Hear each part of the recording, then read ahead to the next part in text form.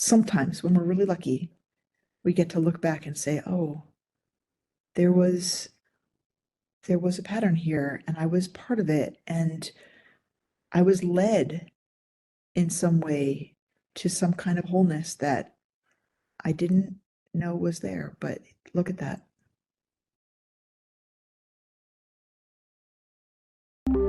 Welcome to What Matters Most, Believing Beyond Borders, a podcast series in the voices of the completed life, told from the perspective of three women: a TikTok influencer and life coach, an actress and playwright, and a rabbi in New York City.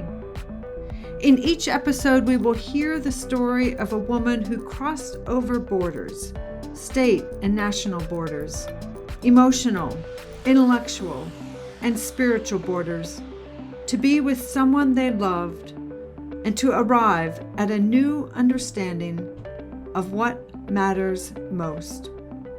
My name is Lynn Barger-Elliott, and I am the executive producer of the Voices of the Completed Life podcast. Today, I would like to welcome Rachel Timoner, Senior Rabbi at Congregation Beth Elohim in Brooklyn, New York. Rabbi Timoner is a graduate of Yale University and Hebrew Union College.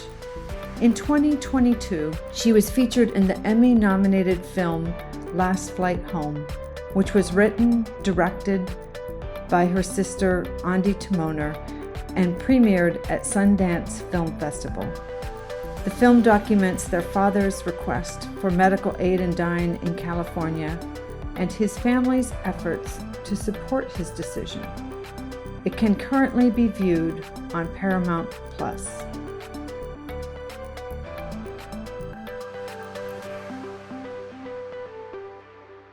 Rabbi Rachel, thank you for joining us today and for sharing your story with us. Thanks for having me. Glad to be with you.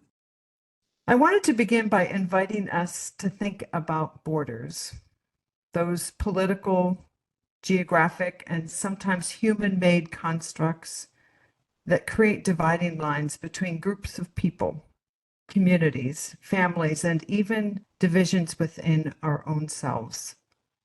To cross a border, something is often demanded of or required from us. I look across the Hudson River to New Jersey every day and know that $17 will be required of me to cross the George Washington Bridge. As we enter other countries, we're usually asked questions of intent and required to present the proper papers to be allowed entrance. To cross borders within our hearts and minds, we soon discover that often a cherished understanding or opinion must be set aside. Crossing a border can invite a level of anxiety. Did I bring the right papers? Did I answer the questions with satisfaction? Do I have what it takes to be in this new place? Crossing borders can also introduce us to something new and wonderful, perhaps as nuanced as hearing a different accent or seeing an unfamiliar flower growing in a pot. Crossing a border can place us with people who speak a completely new language and use unknown spices in their cuisine. Crossing borders can always take us to a place and understanding we could not attain if we had stayed in the same place. Whether political, geographic, or human-made, borders often demand or require something from us. Decisions must always be made at a border. Rabbi Timoner, when we set the title for this series, What Matters Most, Believing Beyond Borders, the situation occurring on the border between Israel and Gaza had not yet taken place. I wanted to begin there, if I may, to honor this moment and to invite you to help our audience to consider what those borders between Israel and Gaza mean and what we can do to help in these challenging times. Well, on October 7th, the border between Gaza and Israel was breached, and the people who came across to kill and to torture and to brutalize and to rape and to take hostage. And we're acting on behalf of an organization that is dedicated to the elimination of the Jewish people, at least from that place on the earth. A place that has for our people been either home or the focus of longing to return home for thousands of years. And the border between Israel and Gaza previously had been a border of siege, a border in which across which people were not allowed, Gazans were not allowed to leave, Palestinians were not allowed to leave. There was not freedom of movement. There was not the ability to have their physical needs met. People inside of that border were living and are living in hunger and thirst and without their needs met and without freedom. And some people think that the way someday may this war end quickly with all of the hostages home, and with Hamas defeated. That is what I wish. But some people think that the future would be to have no borders, would be to have one state for Palestinians and Israelis to live together. I myself think that borders are really important sometimes, and that what we need in that place, because in that place, Israel, Palestine, there are two peoples, each with a legitimate claim to the land, each with a legitimate history in that place, each of whom deserves life, each of whom deserves safety, each of whom deserves freedom. And I think that given the state of things, that a well-demarcated border is essential to the possibility that both peoples could have what they need. It would mean that in the West Bank, which is not where this war is happening, that Israelis would pull back all of the settlements and all of the settlers from that space and allow that to be a Palestinian state. And it would mean that in Gaza, there would need to be a new government. And similarly, there'd need to be some kind of either a three-state solution or a two-state solution with some kind of connection made between Gaza and the West Bank. And then Israel needs a new government that would reflect the actual values of the Jewish people, which would be one in which Israel could be a democratic and Jewish state side by side with a state or states for Palestinian people to be able to also live their lives with their own government. We're so far away from that right now. And as much as were all kinds of problems with the border between Israel and Gaza before, the breaching of that border was the largest trauma that the Jewish people have experienced since the Holocaust. Yeah, borders can separate, but they can also hold us things in place. Yeah. And, sometimes things need to be separate, and sometimes people need to be separate in order to be able to have what they need. And it doesn't mean that they would need to be separate forever, but in this situation, it's hard to imagine a one state in which both people could have safety. yeah, thank you. I also appreciated your piece in the New York Times last week. It was very encouraging and brought hope. Thank you. To even the minutes of our day. It was helpful. Thank you. In January of 2022, Last Flight Home was screened at Sundance Film Festival. It was a film directed and written by your sister, Ondi, an award-winning filmmaker.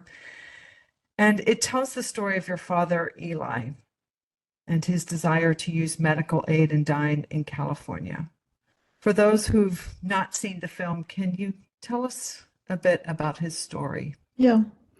So my dad, Eli, was an amazing man. He was a businessman. He started a number of businesses, and eventually, when I was 2 in 1972, he started Air Florida, which was an airline that was at first intrastate in Florida, and then ended up flying all around the world. And he was a jet setter and had a lot of success in that moment. And then when he was 53 years old, he went in for a massage and had his neck cracked, and that led to a stroke. And he was paralyzed from that day forward and almost died, but did not. And so lived a life of disability, or with disability, from 1980, was it 1982, 1982, until he died in 2021. And um, he he was, through his disability, had incredible loss. He lost his business, he lost his wealth, he lost his a lot of his friendships and connections, he lost his home, he lost a lot of things, a lot of status, a lot of pride. Um, and but he also, in those incredibly hard years of transition to a very different way of living, he grew so much in his way in the world, and the love that was in him became more and more central to who he was, and eventually, by the time he was dying, it really defined him. And so the film my sister made was about the last 2 weeks of his life, but it was also about his whole life. But you see him in those last 2 weeks, um, talking to all the people he loves, and he had become a sage. He'd become a very wise person who was emanating love, um, and that's what the film shows: his choice to end his life, and our kind of needing to support him to do that, and then all of us coming together to say goodbye. And his goodbyes were just funny and wise and just suffused with love. There was another Rachel in his life. Yes, yes. What was it that resonated with Rachel Maddow and your So father? yeah, Rachel Maddow. My dad loved Rachel Maddow, and it's both my parents. But my dad, he watched her every night, and as we realized that, as he decided that he was going to die, I live in New York and he lived in LA. And so we decided we were going to have a Zoom talk every day until I could come there. And then I was there for the last days of his life. And so we were scheduling the Zoom talk, and given the time change that was good for me, ended up being the exact time that Rachel Maddow was on. He said he couldn't talk to me then because he had to be with Rachel Maddow. And once he said that, it was funny, and it was obvious that yes, that was his priority. So I said, hey, I think I could get to her. Like, I think I know someone who knows her. And like, Dad, would you want me to tell her that she's so important to you? And he said he would. So she recorded a video, a little greeting for him, just basically saying thank you for watching me all these years, and I'm sending you my blessing as you're in this difficult time. And it was like, so it shows up in the film. Her really generous, kind message to him shows up in the film. Yeah. I love that. I love that story. Yeah. Yeah. And I knew, like, as soon as he said it was Richmond, I was like, oh, I can't compete with that. Like, Right. Why even didn't, you knew that before you asked him. totally. And even though his love of me was so clear and strong, and I was very secure in it, I also knew that I did not hold a candle to Rachel Can't Maddow. compete. That's great.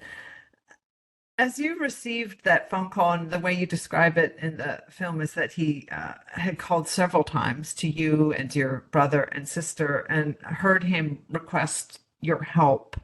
What borders could you see in your own thoughts and your own faith? So first of all, when he was calling, he was just pleading with me. Rachel, you have to help me. You have to help me. I need to die today. You need to help me. I need you to help me right now. I need to die today. And so I just felt the first border was the border of my power. Like, I didn't have the ability to help make him die today. I wanted to do whatever he was pleading for. And I'm in Brooklyn, he's in LA, and I don't have a way to help him die today. And so I started to actually think about, well, what are the powers that I do have? Like, I could guide him I've been with many people at the end of life, and I know that sometimes the will to die makes a difference. And sometimes when people are already so physically frail that the willingness to kind of let go of life is one of the last things that's needed. And so I started leading him in some guided meditations, like letting go of the world and watching him kind of sail off into the horizon. And that was a way that I was trying to work within my power, within the borders of my power to help him. Um, the second border that was clear to me was the law. So the law of the United States, which I assumed I was not allowed to help him die and that he was not allowed to choose to die. And I did not actually know what the law was in California. And so I thought, I'm I don't want to be in a situation where we're breaking the law to meet his need. Though now, since then, I've talked to many people who did break the law to meet a loved one's need, and I think that's incredibly brave. But in that moment, my thought was, okay, that's another border that I'm stuck on one side of and I can't cross. And then the third piece, which I think you are alluding to, is Judaism. So in Judaism, traditionally, you we cherish life and we honor life. And the way Jewish law works is that when a person is actively dying, you don't have to do things, you're not supposed to do things that prolong their life. You allow them to die, but you do not hasten death for a person who isn't actively dying. And that the number one mitzvah, the number one commandment in Judaism is to save life. So traditional Judaism sees all kinds of medical aid in dying as a violation of Jewish law. I myself, though I knew that, I did not, that did not actually feel like, that felt like a border that I could cross. That felt like, you know what, I understood that my dad had lived a long life. He was 92. He had lived 40 of those years paralyzed. He had given everything in his life, like just, and so him asking to end his life, that was a request that I would want to honor. And I did not think that it was a dishonoring of his life or of life in general to respond to his request with whatever way I could help. I ended up learning more about Jewish law, and I found that there were some people who'd been making arguments for years that we needed to adapt it to our current realities, and that actually the way that when Jewish law was written in the time of the Talmud and the Mishnah, life expectancy was totally different. Medicine was totally different. People were not being kept alive. Like my father was only alive because he was on all kinds of drugs for years and years and years. Like that's not natural. So if we're already making human intervention in people's lives in one way, why can't we make human intervention in another way if that's particularly if they're already at the end of their lives and pleading for it? So I already was moving as I started to learn more, and then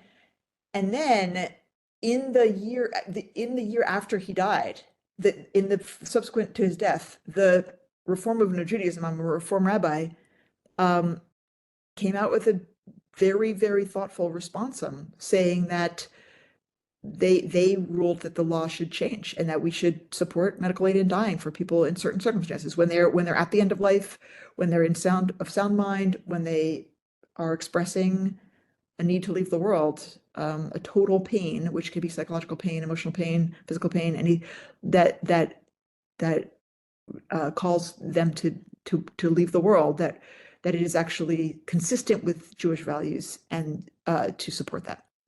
Was that part of your initiative, or were you part of that? No, it was completely independent of me. I don't know. I know that some of the people who were on that committee to write that response know me, and I think that some of them saw the movie. I don't know if it was influenced in any way by my dad's story or my role in his story, but it may not have been. But it was the timing was surprising and interesting, and I had nothing to do with it. What reinforced that this is not something that happens in the margins, that it's something that is part of our culture and then needs to be addressed by faith communities. That's right.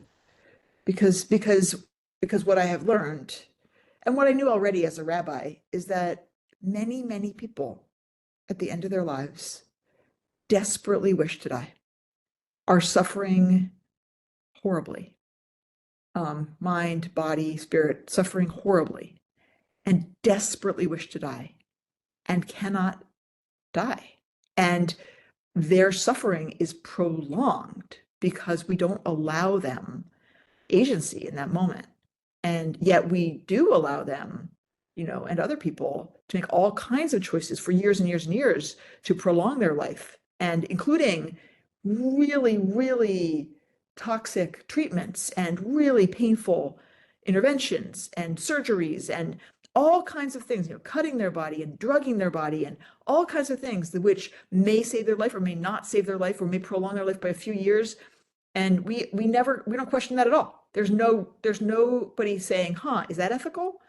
We totally do that. But then if a person says, okay, I have had enough, I have my body has suffered enough and I need to leave the world, we are highly reluctant to allow that to happen. And I very much understand that there are real precautions that must be taken for real reasons, that it could be abused in all kinds of ways, such permission,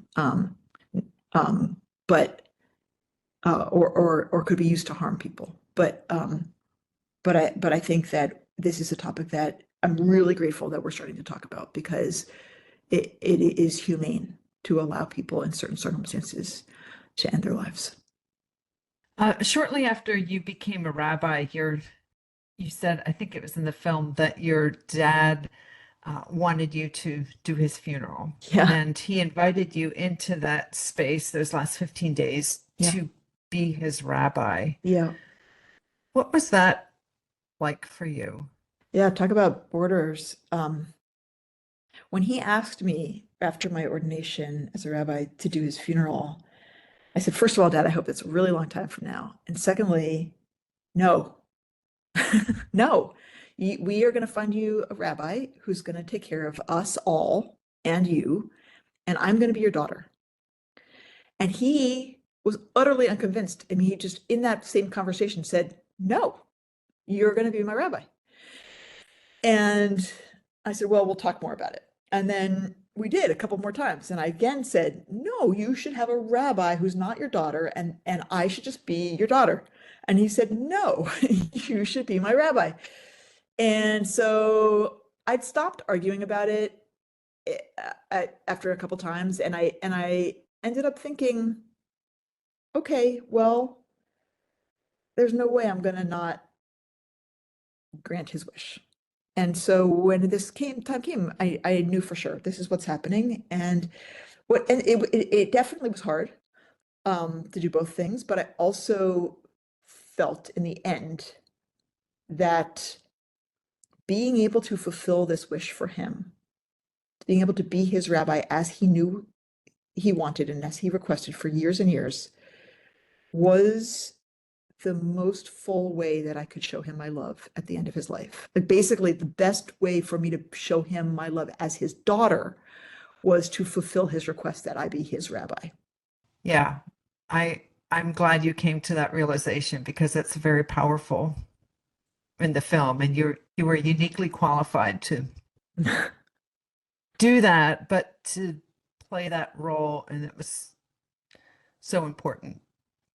The film documents the last 15 days of his life, which is the waiting period for the state of California to receive the medication that he requested. And in that time, you prayed the Vidui with your father, and it seemed as if a border was taken down within his heart. Yeah. Can you tell us about that prayer and the impact of that prayer you think had on him, but on your family? So the Vidui prayer, most Jews know it from Yom Kippur. It's a prayer. It means confession. It's a prayer in which we confess all of our sins. And many people will put their hand on their chest, on their heart, and kind of tap on their heart as they do it. And And on Yom Kippur, it's in the collective. So it's basically we confess to like every possible sin that any person could ever do, and we do it in the collective. We have done these things as a mass of humanity. We have done these things. We've done all these bad things. And is the point of Yom Kippur is to strip ourselves of all of the guilt and shame that we walk around with for every kind of transgression that we do, every small or large thing that we do that is harmful to others or to ourselves or to God, which I would translate to as being to life itself. And so the idea is that human beings walk around like every time we do any little thing that is not up to our best selves, that is like missing the mark. It weighs on, it sticks around. It doesn't, we don't forget it. It's there. Even if it's not in our conscious mind, it's hanging around. And that it weighs us down and makes it so that our light isn't as bright. And so also in Judaism, the vidui is said at the end of life. And Yom Kippur is meant to be a rehearsal for the end of life. It's meant to be like every year you kind of act as if you're dying for a day to confront your mortality and to reckon with all the ways you've fallen short and to release those things. So typically there's a liturgy that is read, like an official written liturgy that you would just read at the deathbed, and a person who's dying would just read it, and it's a prayer that they would basically say to God, asking for forgiveness for all these things that they've done wrong. Whether they've actually done them or not, it's just like the full litany of all the things a person could have done. The idea of that is so that when they cross the border between life and death, they're not carrying that with them, that there is a release of that. The weight of that, the guilt of that, the shame of that is released, and that they can be clearer, brighter, lighter as they cross. For one of the moments when it really mattered that I was both daughter and rabbi was this moment, because I was able to facilitate a process with my dad that was not based on the liturgy. It was an open-ended question of, Dad, you're going to cross this border. And this is this wisdom we have in our tradition. Like, you don't have to carry it all with you. You could put it down now. Whatever you've been carrying, all the shames, all the regrets, all the ways that you feel like you fell short or that you did wrong, the things that you want to ask forgiveness for, the things that you feel were you not being who you most want to be. And I think because I was his daughter and he trusted me, he just took the invitation and entered into a reflection out loud of really, really tough times in his life when he was newly disabled, had lost his position as the CEO of his company, as the CEO of his company, was quickly losing his assets, and starting to enter financial panic and bankruptcy, and was reaching around for a lifeline and was begging people for help. And it was the acts of begging, it was the financial failure, quote unquote failure, the financial loss. It was the kind of loss of esteem and self-regard that for him was so attached to being a quote unquote successful businessman, being a person who provided for his family and had wealth and had succeeded in the realm of business, that losing all of that plunged him into a really deep shame. And he talked about it. He talked about particular memories of begging for money to people and being sent away without even what he needed, and still being grateful for the tiny pittance he got, and just the rapid change of fortune that he experienced, and the fact that he blamed himself. He blamed himself for something that was not his fault. It wasn't his fault that someone cracked his neck and he was disabled. It wasn't his fault that his board of his company that he appointed, all of them in time, decided that a man in a wheelchair was a bad image for an airline, and that they sent him on his, they fired him even though he founded the company, and it wasn't his fault that the guy who took over next ran the company into the ground and it went bankrupt, and he was the majority shareholder, and he didn't want to sell his stock because if he sold his stock, it would have hurt the company even more. And so he kept his stock and went down with the ship, even though he'd already been fired by the ship. And like all those things were ethical choices, but he didn't see it like that. He saw it as failure and shame. And then that he borrowed money and he couldn't pay it back. And that he didn't provide, primarily that he didn't provide for his kid. I mean, he did provide for us, but that at that point on, he couldn't provide for us in the way that he had always thought he would. And that was his massive shame. And he spoke it.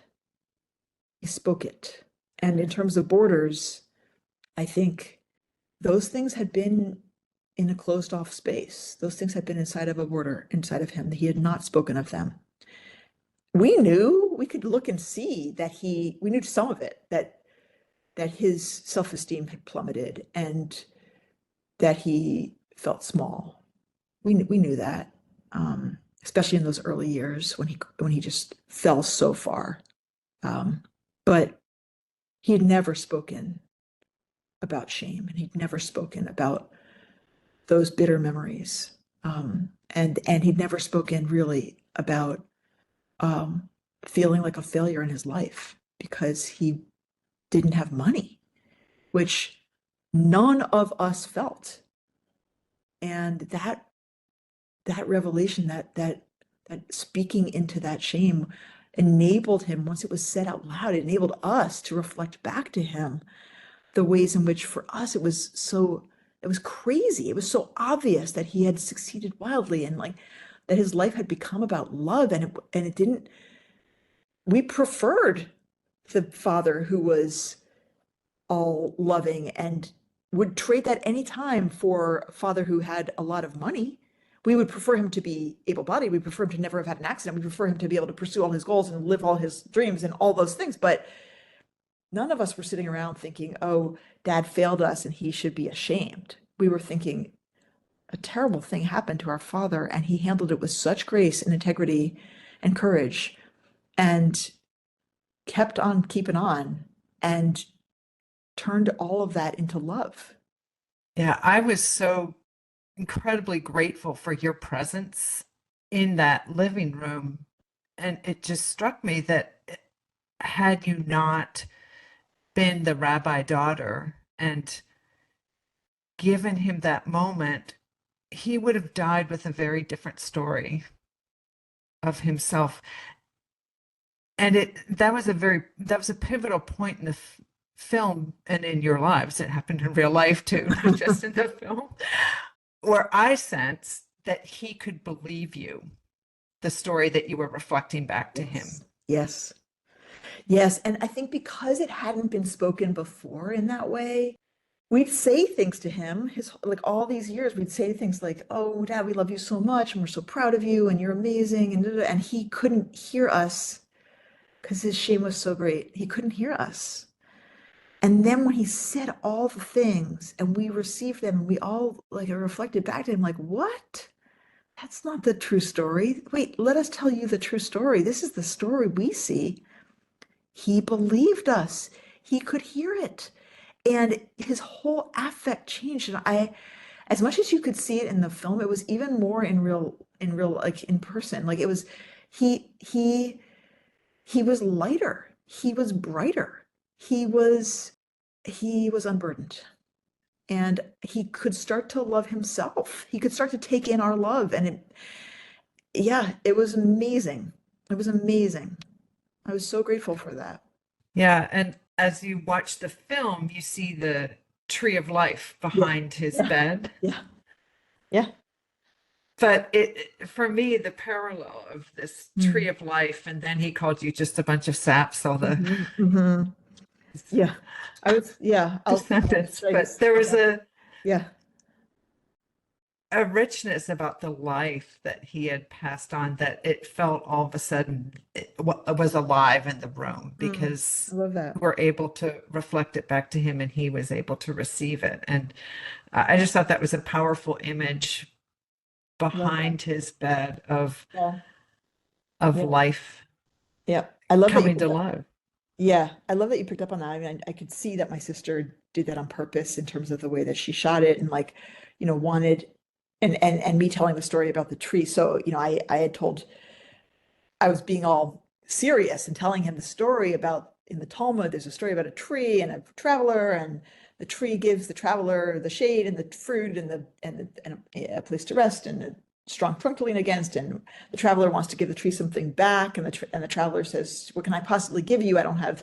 You already have everything. You have the strong trunk, and you have these branches, and you have this shade, and you have this fruit. And what possibly can I give you? And all I can give you is the blessing that may your saplings be like you." And I'm trying to give him something rabbinic, serious, and he just one beat passes and he says, "Oh no, my sister says, you got pretty good saplings, huh, Dad?" And he goes, "Bunch of saps." And it was just like so perfectly my dad, like where it was hilarious and so smart and able to make levity in all kinds of situations and was taking it in, but was also um, not going to let it get too mushy. He wouldn't let you be the rabbi for too long. Yeah, it's true. Exactly. Exactly. Yeah. I mean, one thing that I love about this movie, I didn't really want this movie to be made. But then once it was shown to audiences, what I saw was all these people fell in love with my dad. And that was so sweet for me to see after he was gone, just all these people seeing this beautiful man, just beautiful soul. And then also feeling like some of the things that we experienced were really important, had like important life lessons for everybody. Oh, yeah. Yeah. I had a few moments that I wanted to ask you about at the end of his life when he is drinking the medicine Yeah. and he's holding it, and then looked like Ondi's hands wrap the cup and then your hands. Yeah. What was going through your mind at Well, that time? so California has changed the law and the waiting period is shorter and the drugs are easier to take. But when my dad took it, it was really hard. So what happens is you take three drugs and they're a certain number of minutes apart and they're in a cup and you have to hold the cup yourself and you have to drink from it yourself. But you're a dying person, you're weak and already, right? In his case, one arm's paralyzed and it's really hard to do that yourself. And then add to that each medicine makes or each drug makes you closer to death. And so you like have less and less strength and less ability. And so the first drug he took fine. The second drug he struggled. Um, and by the third drug, he couldn't take it down. And then also the other thing that's terrible about it is that they warn you that if he only takes part of the drug, or he doesn't complete, once he takes the second drug, if he doesn't complete the third drug, like he's going to end up in a coma. And so you don't have a choice. Like once he decides to take the second drug, there is no stopping. And he knew that, and he didn't want to stop. It wasn't like he wanted to stop, but he couldn't physically do it. And you're not allowed to help. Like part of what the law is, no one can help because that could be that you were, killing the person and not against their will if you were to in any way get involved. And so we were not touching. But then he was drinking the third drug and he couldn't physically do it. And it has to be within a certain number of minutes, like seconds, like they're counting, the clock is counting down. And he's trying and he's, weak and he's dying and he can't drink it. And we're like, come on, Dad, come on, you can do it. Keep drinking, keep drinking. And he couldn't do it. And at that point, my sister, I think, just instinctively was like, I don't care what the law is. I got to help him. He's not going to, him ending up in a coma would have been so tragic. And so she put her hand on the cup to help him hold the cup. And then I thought like, oh no, she is going to hold it like the story of this moment or forever. We are going to remember that she's the one who put her hand on the cup, broke the law, and helped my father end his life, meaning like you know, helped kill him. And I didn't want her to hold that alone. Like in case that ever became something difficult to think about in the future, I wanted to share that with her. I didn't want her to be responsible for that by herself. So I put my hand on her hand and just figured, okay, if we're in trouble, we're all in trouble. Like, but no question in my mind, the right thing to do was to help him finish that drink. It wasn't like if we took our hands off and he couldn't drink the drink, that he was going to be alive. He wasn't going to be alive. He was going to be technically barely alive, but he was going to be in a coma that he'd never come out of. And so anyway, but it was all split second. Like we're racing the clock and he's trying to drink the drink and he can't do it. And she puts her hand on the, and I just put my hand on her hand. And I feel, and then she decided to include that in the film, which it's a whole other thing. It was illegal. It was definitely against Jewish law, and here I am, a rabbi and whatever. But I feel like, if anybody was going to prosecute me, it's like, I would do that again. That was the right thing to do in that moment, period. I agree. And it was also a very poignant moment visually to just see that you were all in this together. And I just thought it was a tribute to life too, to have a cup and life. And I wanted to shout L'chaim. Yeah, I mean, I think I would say it was a tribute to love. I mean, it was about, I guess it was a tribute to life in that a good death is part of a good life. And he chose, once he chose to die, when he finally had the ability to choose to die and could actually put the timeline in place and make that happen, his whole affect changed. He then had the possibility of having a good death, which he had just been tortured before that. And then once he was able to make that decision and doctors were going to let him do that, everything changed. So that moment was a way of us saying, we fully support you in your life and in your death. And we love you. And we recognize that this choice that you're making, which though it's hard for the people who love you, is part of how you are completing your good life, which it's been a very good life. And you've been such a good person and you're completing it now.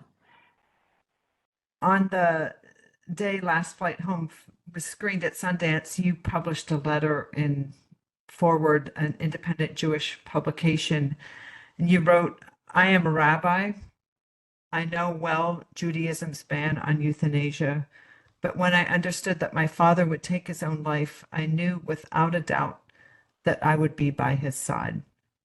You continue to say, "I've cared for others who desperately wished for this choice at the end of their lives, and I think it might be time for the Jewish people to reconsider our views on this important matter." What kind of response did you receive? When I wrote that, I expected a deluge of, frankly, hate. I expected people to say, "How dare you call yourself a rabbi?" And I in my nightmare scenario, I imagined people calling me Rabbi Death, and I just got scared that people were gonna be really angry at me that I could possibly question Judaism's commitment to life, which of course was not what I was doing. Nothing like that happened. Nothing. There were like 2 people on Twitter who said Rabbi Timoner killed her father and is proud of it, or something like that, which of course is just outrageous, but that's what Twitter is. And then every other thing that I got, which was in the hundreds, were letters from people saying, when my husband was dying, when my mother was dying, when my father was dying, when my sister, got this diagnosis and wished, but there was no way, and we only wished there was a way, or I helped my husband do illegally. I went to Switzerland, or it was just people telling stories about themselves and their loved ones needing this very thing, wishing that the law would change, wishing that they could have it where they live, wishing that everyone understood that this was a necessity for some people in some cases. And I had rabbis write me saying, I have myself felt that we should be changing Jewish law about this. Similar things like when my father died, or when seeing their suffering at the end and seeing that it was prolonged and seeing it could have been shorter and it could have been better. So that's all I got, was hundreds of letters saying, "Thank you for speaking up." Did that surprise you? Yeah, I really thought I really was sure that people were going to send hate my way, and it was going to be all about how I was abandoning Jewish law and Jewish principles and how I was embracing murder. And, I thought I would be caricatured. Um, and that's not what happened at all. Faith Summerfield, the founder of the Completed Life Initiative, wanted to start a nationwide conversation about what it means to live a completed life. In this context, the word complete means to bring different parts together with the intent of creating meaning, making something whole. We complete a sentence, we complete a jigsaw puzzle. And in doing so, a pattern or a meaning becomes clear. Your father's story, his life, the way he chose to die, tells a journey towards completion. And I love in the film just all those conversations, those Zoom calls with, Mhm. it felt like 100 people. Yeah. And then, the 100 people that belonged to your family that were in Yeah. his living room. Yeah. All those pieces came together in what appeared to be just a beautifully completed life. Yeah. I think one of the beautiful things that happens in life is that, we muddle along and we don't know what the pattern is. It doesn't seem like there is one sometimes. And then we look back. So it doesn't have to be at the end. At various vantage points, we get the privilege of being able to look back and see some patterning and see that there was maybe more going on there than we understood in the moment. And then definitely at the end, if we're lucky, right? If we have an ending that has time to it, that has consciousness to it, that has the ability to reflect like that, there's the possibility of looking back and seeing a story that makes more sense than we realized and that comes together. Sometimes. I mean, then there's also, my God, we're talking in the weeks while there are thousands of senseless, tragic deaths that don't have that opportunity in them. Sometimes when we're really lucky, we get to look back and say, oh, there was a pattern here and I was part of it. And I was led in some way to some kind of wholeness that I didn't know was there. But look at that. Look at that. That's beautiful.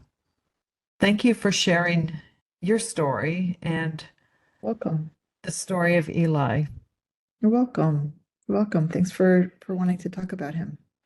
His memory has been a blessing and continues to bless. I think Thank you. every time we talk about him, but every time the film is seen, and I'm just very grateful that your mother and your family allowed his story to be told.